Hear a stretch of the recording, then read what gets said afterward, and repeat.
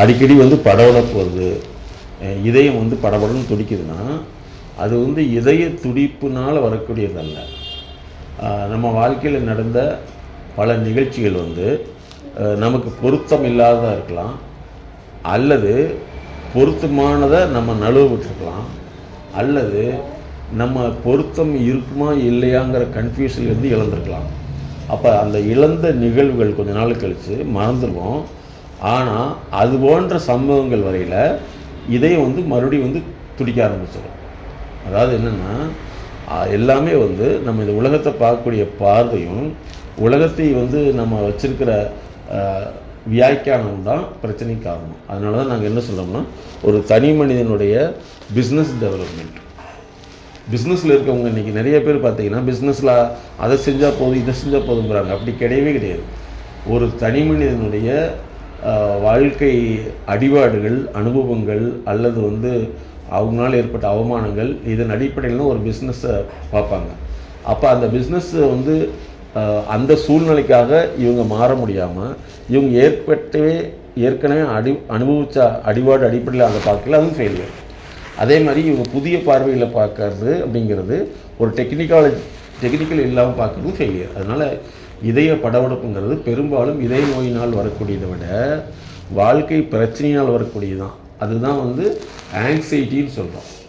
சிலருக்கு வந்து ஒரு புதிய இடத்துக்கு போகையில் வந்து புதிய நபர்களை பார்க்கல, புதிய பிஸ்னஸ் ஸ்டார்ட் பண்ணல, என்ன ஆகுமோ ஏதாமான்னு தோணும். அது பேர் பர்ஃபார்மன்ஸ் ரிலேட்டட் ஆங்ஸைட்டின்னு சொல்லுவோம்.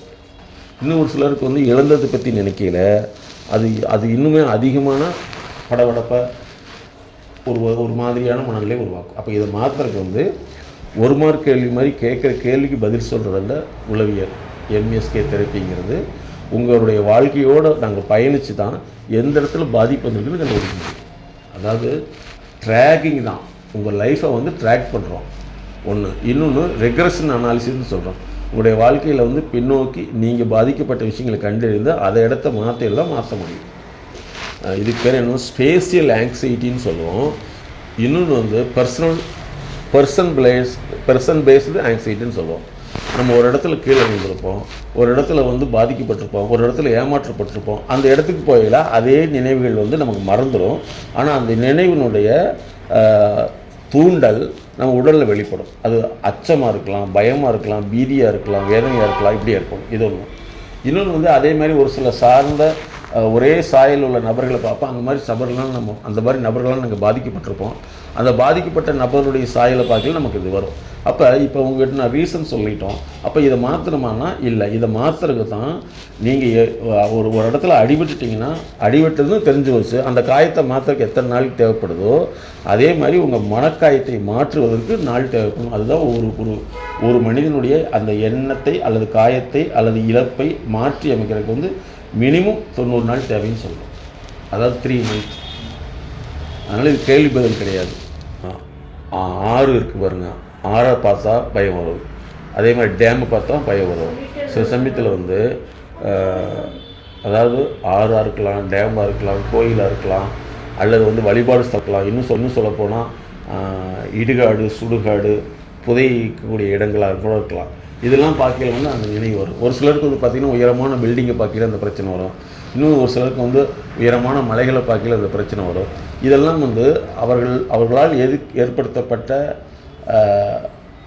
அவர்களுக்கு ஏற்பட்ட பாதிப்பு அல்லது பாதிக்கப்பட்டதுனால இவங்க மறுபடியும் வந்து அந்த நினைவுக்கு போகிறது ஒன்று. ரெண்டாவது, இந்த மாதிரி பாதிக்கப்பட்டவங்க சொன்ன விஷயங்கள் ஒன்று இப்படி வந்து பல வகையில் வந்து மனசில் வந்து டெபாசிட் ஆகிருக்கும். இப்போ ரத்தத்தில் வந்து கிருமிகள் டெபாசிட் ஆகுது எப்படி ஆகுதோ அதே மாதிரி நம்ம அறிவில் வந்து தேவையற்ற கற்பனை, அச்சம், பீதி இதெல்லாம் வந்துடும். இதைத்தான் மாற்றும். இடத்த வந்து புதிய கண்ணோட்டத்தில் பார்க்கணும்.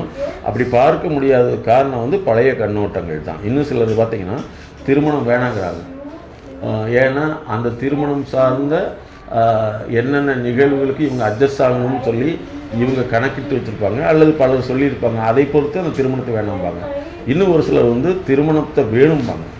அந்த திருமணம் சார்ந்த இன்பங்களை வந்து காட்சி வடிவமாக அது வீடியோவை பார்த்துருக்கலாம், ஃப்ரெண்டு மூலமாக பார்த்துருக்கலாம். இதுவும் அவங்களுக்கு ஏற்படும். விருப்பம் ஒரு மனிதனுக்கு வந்து அதீதமாக ஏற்படல. அது உடலில் வந்து வெளிப்பாடாக, உணர்ச்சி வெளிப்பாடாக, இரத்த வெளிப்பாடாக, இரத்த அழுத்தமாக அதே சமயத்தில் வந்து உடல் ஒரு நடுக்கமாக வெளிப்படும், சிலருக்கு வந்து உடல் சோர்வாகவும் வெளிப்படும். அப்போ இதை மாற்றுறதுக்கு தான் நாங்கள் தொடர்ந்து அவங்களோட பயணித்து தான் அதை மாற்றோம். அதாவது வாழ்க்கை எங்கே வந்து பாதிப்பு ஏற்பட்டுச்சு அப்படிங்கிறத கண்டுபிடிச்சி மாற்றணும். அதாவது உடலில் வந்து காயம் எங்கே ஏற்பட்டதுன்னு கண்டுபிடிக்கிறோம். உடலில் வந்து ஒரு காயமோ அல்லது ஒரு இழப்போ ஏற்பட்டுச்சுன்னா அது எந்த இடத்துல வலி ஏற்படுதுன்னு கண்டுபிடிக்கிறோம். ஆனால் உளவியல் வாழ்வியல் என்னென்னா எதனால எந்த பகுதியில் ஏற்பட்டதுடைய தொடர்ச்சியாக இப்போ நிகழ்காலத்தில் உங்களுக்கு பாதிப்பு ஏற்படுதுன்னு கண்டுபிடிச்சி தான் மாற்ற முடியும். சரியா? ஒருத்தர் கடன் கொடுத்துட்டீங்க, கடன் ஆயிடுச்சு. அப்போ அந்த கடனை வந்து நீங்கள் எங்கே வாங்கினீங்களோ அங்கே திருப்பி கொடுத்துட்டு தான் அதிலிருந்து மீண்டேற முடியும் இல்லையா? இல்லை சார் நான் கடன்லாம் இனிமேல் வாங்க போகிறதில்ல, இன்னிலிருந்து நான் வாழ்க்கையை தொடரான்னு சொல்ல முடியாது.